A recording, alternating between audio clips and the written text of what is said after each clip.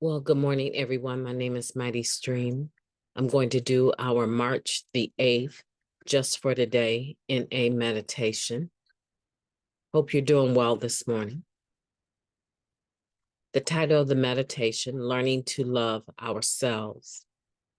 What we want most is to feel good about ourselves. That comes from the basic text, page 101. We'll love you until you can learn to love yourself. These words, heard so often in our meetings, promise a day we look forward to eagerly, the day when we'll know how to love ourselves. Self-esteem. We all want this elusive quality as soon as we hear about it. Some of us seem to stumble upon it accidentally, while others embark on a course of action complete with affirmations made to our reflections in the mirror. But fix-it-yourself techniques and trendy psychological cures can only take us so far. There are some definite, practical steps we can take to show love for ourselves, whether we feel that love or not. We can take care of our personal responsibilities. We can do nice things for ourselves, as we would for a lover or a friend. We can start paying attention to our own needs. We can even pay attention to the qualities that we cherish in our friends, qualities like intelligence and humor, and look for those same qualities in ourselves. We're sure to find that we really are lovable people. And once we do that, we're well on our way. Just for today, I will do something today that helps me recognize and feel love for myself. Let's take a moment of silence, followed by the we version of the Serenity Prayer. Moment of silence now, please. Thank you. God, grant us the serenity to accept the things that we cannot change, the courage to change the things that we can, and the wisdom to know the difference. Just for today, please, and thank you. What a beautiful meditation there, talking about learning to love ourselves. How are you doing in that ballpark? For me, I fluctuate. I love myself, yes, sure. But there's some days that I can be very hard on myself, and I'm sure you can relate. And I can be in a mind frame that, I can do better, I need to do better, or what is all this worth? I can get into negative thoughts, just like anyone else, very easily without a whole lot of effort. And I find that those thoughts affect my output.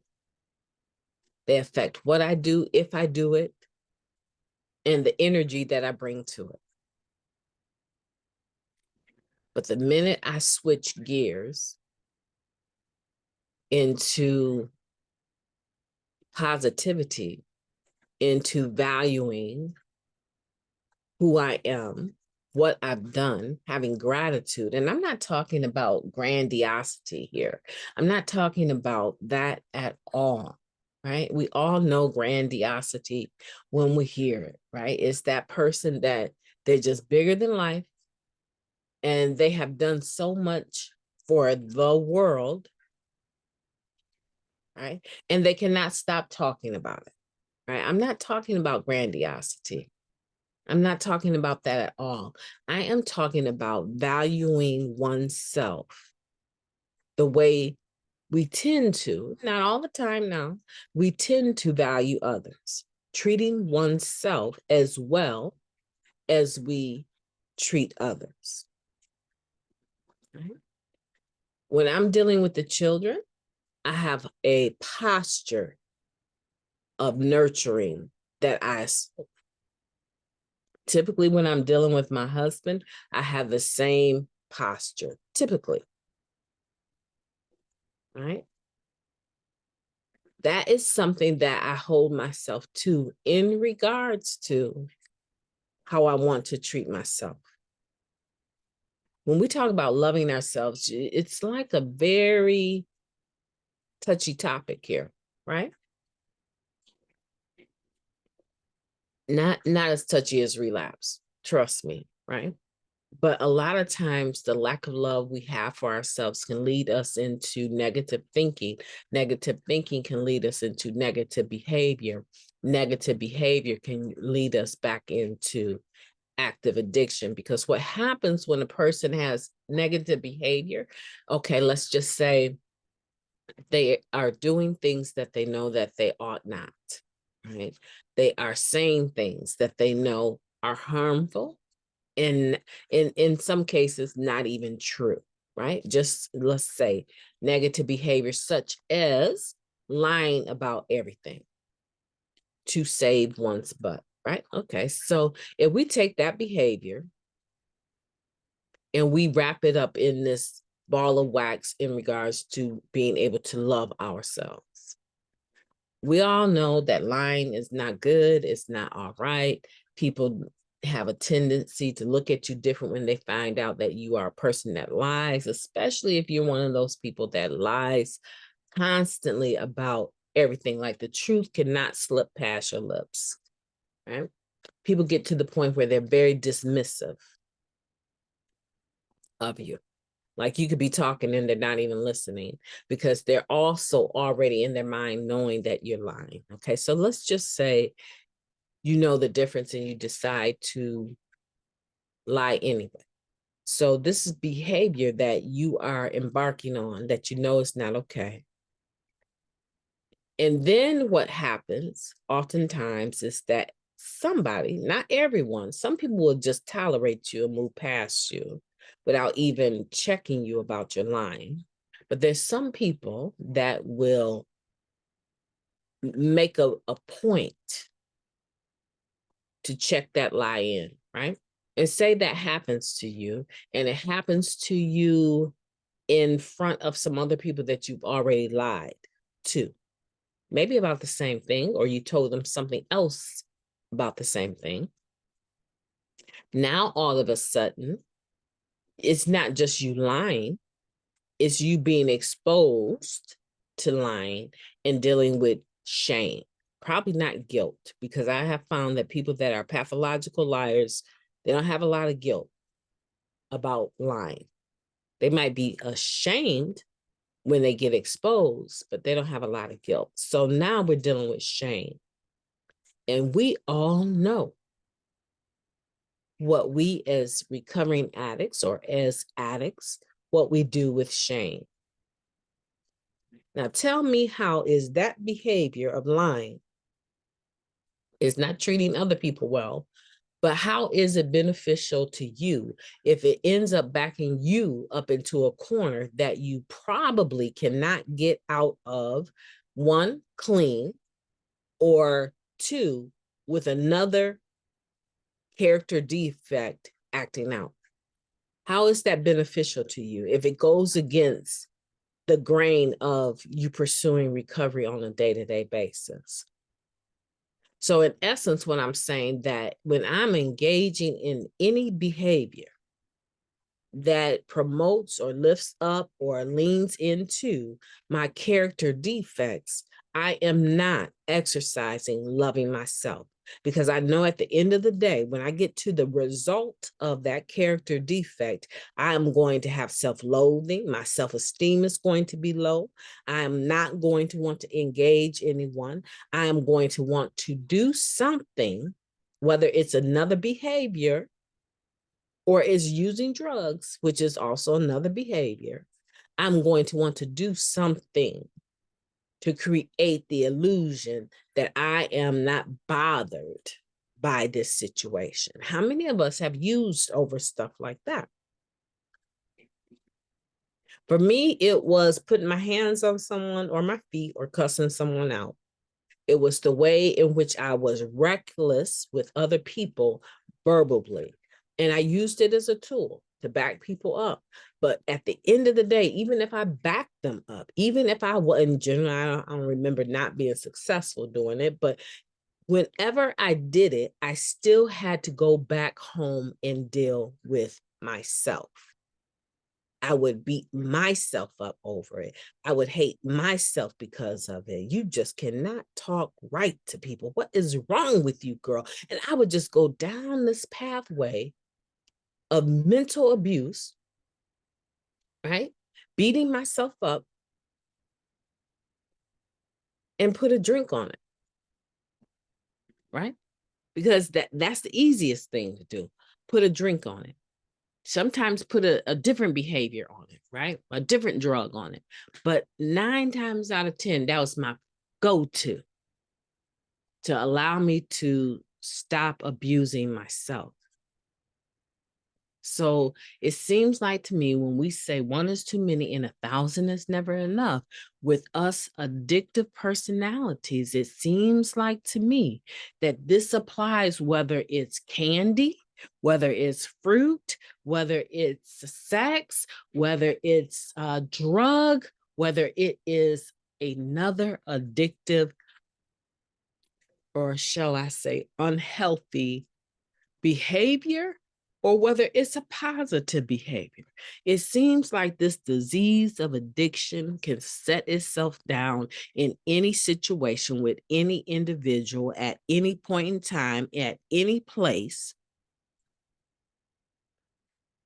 that we allow it to even get a foothold. 1 inch is too many, right? Because it ends up being a mile. 1 is too many. Why? Because it ends up being 1,000. So if I cuss you out one time, that means the next person just automatically almost guaranteed that they're about to get it too, right? Because now I'm on to something. I've tapped into a character defect, right? If I tell a lie one time, then that means that my mind will say, I need to tell another lie to cover up the first lie. So why start lying to begin with, Mighty Stream? Don't do it. Watch your words when you're talking to people. Say what you mean and mean what you say.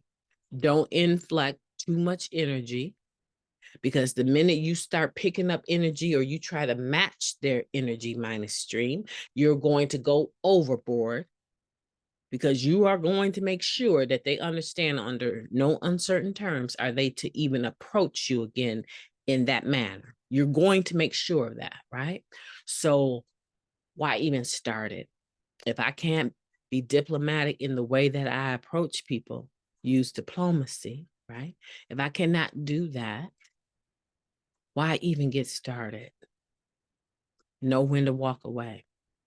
So I am saying that our loving ourselves and learning how to do that, it is a process, but it begins with us acknowledging that we have not been doing it. There's nothing about active addiction that was loving ourselves. Will you do it perfectly? Absolutely not. And everyone will find that loving themselves is different. Some people will want to do fix-it-yourself techniques and use trendy psychological cures. Some people will feel safe in that, because I believe those individuals, they probably enjoy nature, they probably enjoy health and fitness, they probably enjoy discussions on an academic level. They're aware of people that have doctorates, or they will kind of appreciate knowledge, right? Information. They may lean into that, but that may not be you. Maybe you're a person that you lean so heavily into your faith, and your faith tells you to be humble at all costs. And so the thought or the conversation of you loving yourself seems almost to be in direct opposition to being humble. Let me tell you something. I've been there too, where I had so much religion in my head that the thought of doing anything that didn't benefit another human being was beyond me. Everything I did had to have a benefit for someone else. And when it came to myself, I did absolutely nothing to take care of myself, because I thought that was prideful. All right, come on now. This is a spiritual program, not a religious one. And so in the sense of spirituality, it's very difficult to allow yourself to pour out of a reserve, right? A reservoir, rather, of all that positivity and not somehow continue to replenish it. In other words, what I have just said, it's hard to truly, authentically, and consistently love others when you are not taking good care of yourself.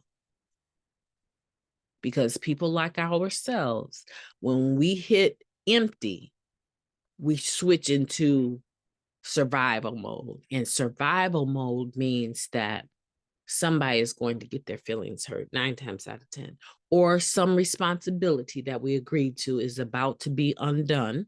We're not going to fulfill it because we've been stretched too far and too thin. This is why we want to start talking about practicing loving ourselves. Or maybe for you, you need to say, practice caring for myself better. We have to practice that. Because by the time you get into the 12th step and we're carrying this message as a result of applying these spiritual principles in all of our affairs, we try to carry the message to the addict, right? And so in order to actually be able to do that, self-care is something that we must do. Because the point is that we're not using drugs today. So when I overtax my body and my mind, and I don't have a solution to bring me back to balance, I go into places where I said I would never go. Yeah. To create the illusion of self-care. And we don't need to have an illusion of self-care. We just need to have self-care. And the only way we're going to get that is by doing it and practicing it. Today, do something that helps you to recognize and feel love for yourself. If you don't do anything else, like I said, have a beautiful day and have a beautiful day on purpose because you deserve it. And if you don't do it, nobody else is going to. Let's get off of that soapbox, right? That we just do service work for everything and everyone, and we don't do anything to be of service to ourselves. You have to operate from a positive place, right? You have to operate from a place of having spiritual principles and love within in order to properly go outside of ourselves and give it to others. My name is MightyStream. I've enjoyed talking to you today, and I hope that you will be talking about loving yourself today and what you can do better about that, okay? Have a beautiful day.